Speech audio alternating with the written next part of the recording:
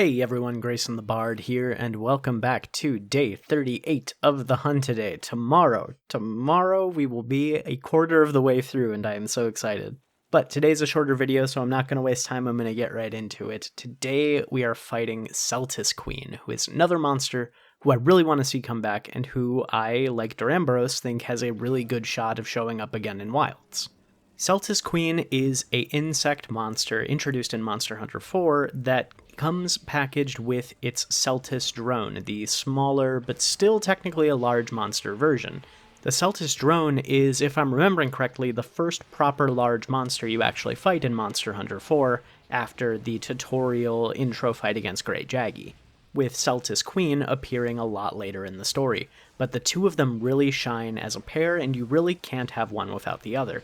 Literally. Partway through the fight, Seltas Queen and the Seltas drone will actually merge together and make kind of a Gurren Lagann mech situation where Seltas will ride on top of the Seltas Queen, use its attacks in tandem with hers. At some points it will pick her up and drop her out of the air to try and hurt you, and all in all it's just a really cool looking monster. I really like the big, chunky, tank-like visage of the Seltas Queen compared to the more kind of live, beetle-looking vibe of the Seltas. And the two pair off each other really well. The little Seltas drone flies around, zips around the battlefield, and zips in for hit-and-run style attacks, whereas the Seltas Queen is a bit more lumbering, slow, but packing a pretty big wallop. The Seltas Queen itself attacks mostly with its tail, which has this crescent-like pincher on it, and while I don't think you can sever it, you can break it pretty good to minimize the amount of damage that the Queen itself can do. She really isn't too much of a threat, except for when she has the Seltas attached to the top, where she gets a whole set of new moves, gets an increase in speed and aggression, and also has the benefit of if you are attacking from the air or with a really big chopping hit like with the greatsword, you are more likely to hit the Seltas itself than you are to hit the Seltas Queen. So it also acts as kind of a layer of protection, and if you do manage to kill the Seltas before the Queen, she will, release pheromones and summon out a new one. A really cool interaction from Monster Hunter 4 Ultimate that I didn't get to have happen here because I took her out a little too quickly, was that when a Seltas Queen is at low enough health, if the Seltas is still alive, the Seltas Queen will eat the Seltas drone and regain some health.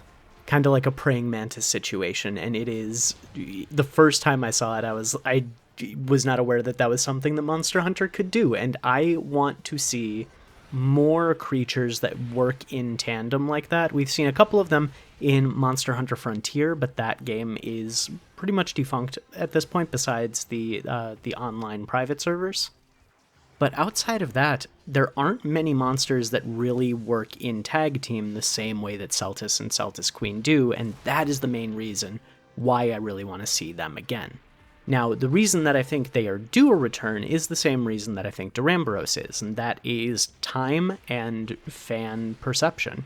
People really like Seltas Queen. People really like the gimmick of these two monsters working in tandem together, and it has been since generations since we have seen Seltas Queen again. We haven't seen her since 4 Ultimate. And I think the time is perfect with Wilds, whereas Monster Hunter World and Monster Hunter Rise had a lot of the same style of wyvern skeletons. We had a lot of flying wyverns, we had a lot of bird wyverns, and we had a lot of fanged beasts. I think Wilds is where Capcom can get weird with it.